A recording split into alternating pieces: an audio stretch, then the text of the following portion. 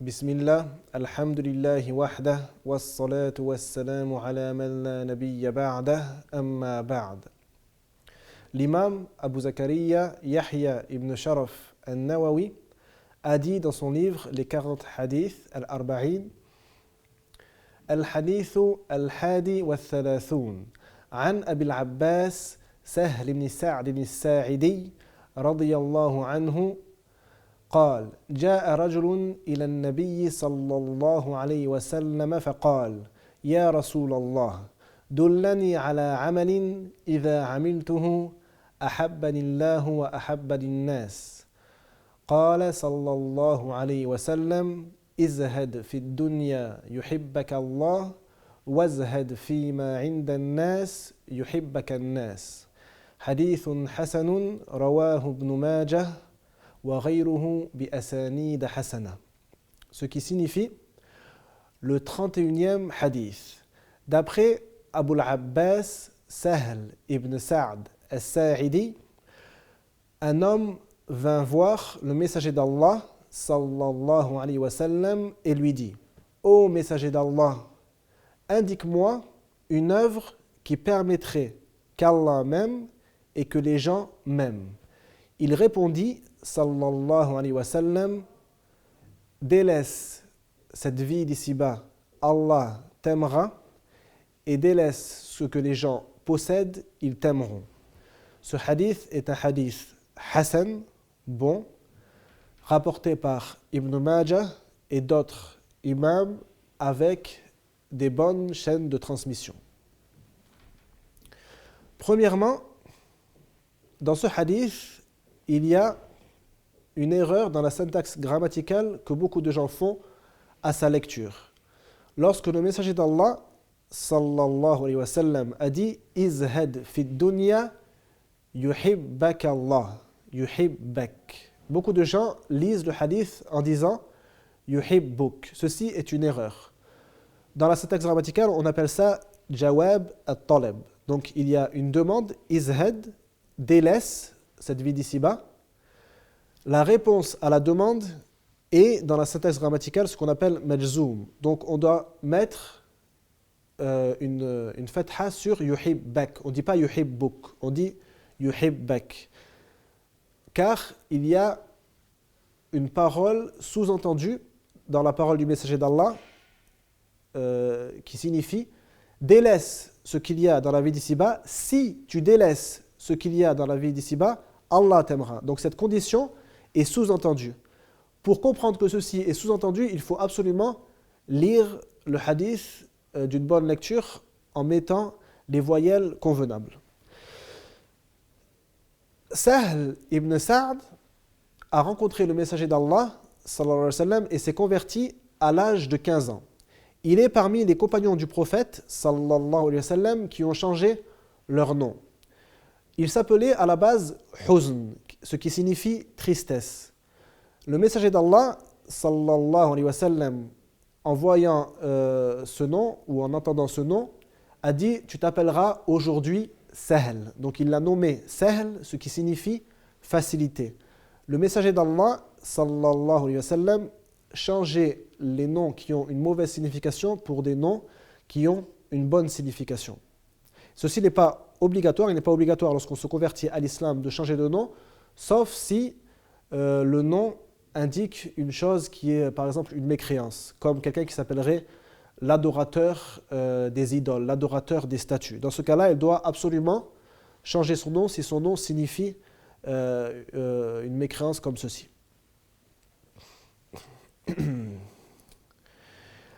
Izhad fi dunya yuhibbak Allah. Izhad, donc délaisse. Az-zuhd dans la langue arabe signifie le fait de délaisser à la base. Dans la religion, az-zuhd, comme les savants ont dit, ça signifie tarku ma la hajata ilayh iktisadan ala al-kifaya.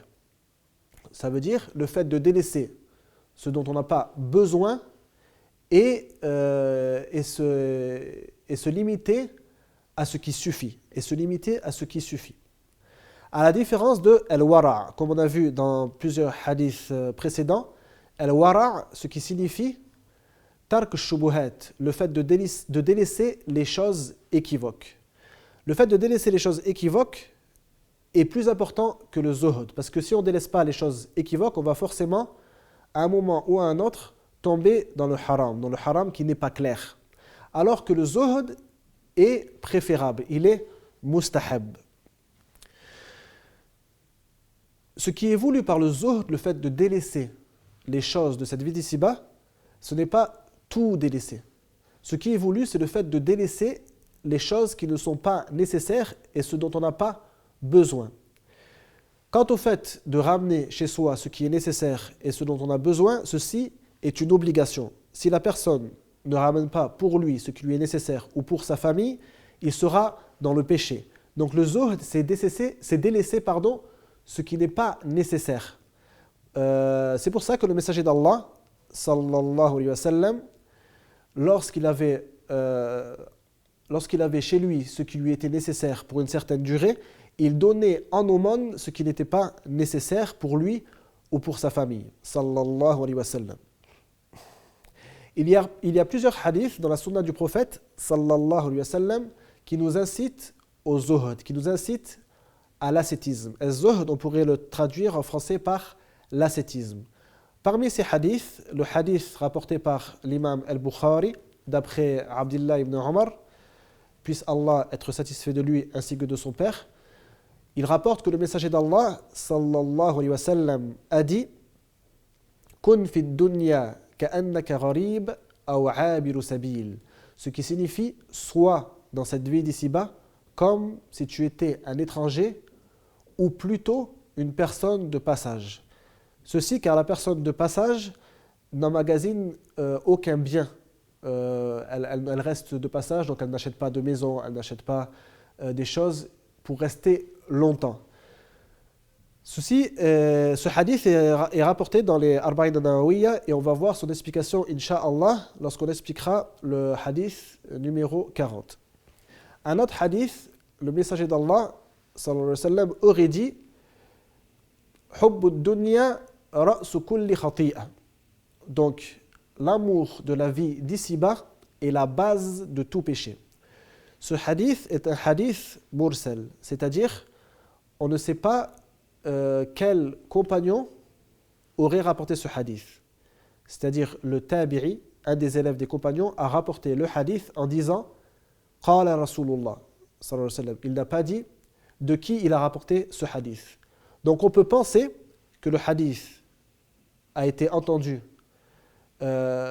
qu'il a entendu ce hadith de la part d'un des compagnons, et on peut penser qu'il a entendu ce hadith de la part d'un des tabi'in. Et vu qu'on ne sait pas si ce tabi'i, qui est peut-être celui qui a dit ce hadith, était digne de confiance ou pas, c'est pour ça que les savants, ou beaucoup de savants de hadith, ont dit que le hadith al-mursal est faible. Pourtant, ce hadith-là est une des transmissions de l'imam al-Hasan al-Basri. Et al-Hasan al-Basri, les hadiths mursala, quand il rapporte un hadith mursal, sans dire de qui il l'a rapporté, l'imam Abu Zur'a, un des grands savants du hadith, a dit « Kullu ma qala al-Hasan fihi qala Rasulullah sallallahu alayhi wa sallam wajadtu lahu aslan illa arba'at ahadith » Ce qui signifie, lorsque al-Hasan al-Basri dit « Le messager d'Allah sallallahu alayhi wa sallam a dit, qala Rasulullah » j'ai trouvé pour chaque hadith où Al-Hasan fait ceci, qu'il y a une base pour ce hadith dans la sunna, sauf 4 hadiths, à l'exception de 4 hadiths.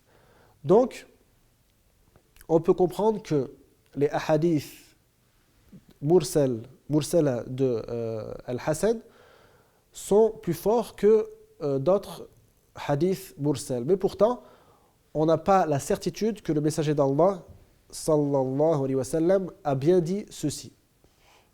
L'imam al-Shafi'i, puisse Allah lui faire miséricorde, a dit « Law awsa li a'qali nas surifa liz-zuhad » ce qui signifie si un homme lègue le tiers de sa fortune pour les gens les plus doués de raison, sans préciser qu'est-ce qu'il a voulu dire pour les gens les plus doués de raison?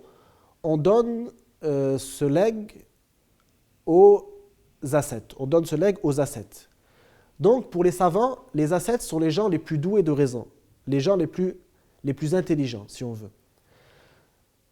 Aujourd'hui, la plupart des gens, malheureusement, veulent réunir un grand nombre de richesses comme s'ils allaient rester dans cette vie d'ici-bas pour l'éternité. Il n'est pas interdit de réunir des richesses pour ses enfants afin qu'ils aient un héritage et qu'ils aient de quoi préparer leur vie après la mort des parents. Mais la chose la plus importante est de leur léguer la piété, de leur léguer la crainte d'Allah. C'est pour ça que Allah Azza wa Jal a dit وَلْيَخْشَ الَّذِينَ لَوْ تَرَكُوا مِنْ خَلْفِهِمْ ذُرِّيَّةً ضِعَافًا خَافُوا عَلَيْهِمْ فَلْيَتَّقُوا اللَّهَ وَلْيَقُولُوا قَوْلًا سَدِيدًا.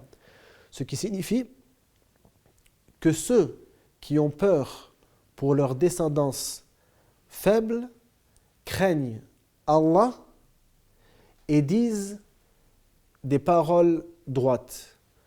Donc Allah Azza wa Jal a indiqué que la meilleure chose à laisser si on a peur pour nos enfants et qu'ils sont faibles et pauvres, la meilleure chose à leur laisser c'est la piété, être des gens qui craignent Allah et qui ne font pas de péché. Et Inch'Allah, Allah Azza wa Jal par cette cause enrichira nos enfants. Comme Omar ibn Abdel Aziz, puisse Allah lui faire miséricorde, lorsqu'il est mort, il avait légué presque rien à ses enfants, alors qu'il était le calife des musulmans. Pourtant, chacun de ses enfants se sont enrichis. Et il avait pris comme preuve cette parole d'Allah Azza wa Jal dans Surat An-Nisa. Donc, il n'est pas interdit, bien sûr, de réunir des richesses pour ses enfants, mais il faut faire en premier ce qui est le plus important, leur léguer la piété. Allah Azza wa Jal a dit وَفَرِحُوا بِالْحَيَاةِ الدُّنْيَا وَمَا الْحَيَاةُ الدُّنْيَا فِي الْآخِرَةِ إِلَّا مَتَاعٌ. Ce qui signifie et ils se sont réjouis de la vie d'ici-bas. Et la vie de ce monde n'est que jouissance éphémère comparée à la vie future. La question, est-ce qu'il est interdit de se réjouir de ce qu'on possède de cette vie d'ici-bas? Il y a deux cas. Premièrement, si on se réjouit par orgueil et en pensant être au-dessus des pauvres par ce que l'on possède et par notre argent, dans ce cas-là, on a commis une chose illicite et on a fait un grand péché. Et ceci est totalement interdit. Par contre, si on se réjouit du bienfait d'Allah sur nous, en donnant leurs droits à ceux qui méritent, par exemple, les gens à qui on doit donner la zakat, on leur donne la zakat, on donne aux pauvres, on donne aux orphelins, etc. Dans ce cas-là, la personne n'est pas blâmée. Et c'est dans ce sens-là que Omar ibn al-Khattab a dit, après avoir lu ce verset, Allahumma inna la nafrahu illa bima razaqtana. Ce qui signifie, oh Allah, nous nous réjouissons seulement de ce que tu nous as pourvu. Nous nous réjouissons seulement de ce que tu nous as pourvu. Donc, dans ce sens-là, il est autorisé, en remerciant Allah pour ses bienfaits et pour sa subsistance, et en le louant et en donnant à qui de droit ce que l'on doit donner. Wallahu a'lam. Wallahumma salli wa sallim ala nabiyyina Muhammad.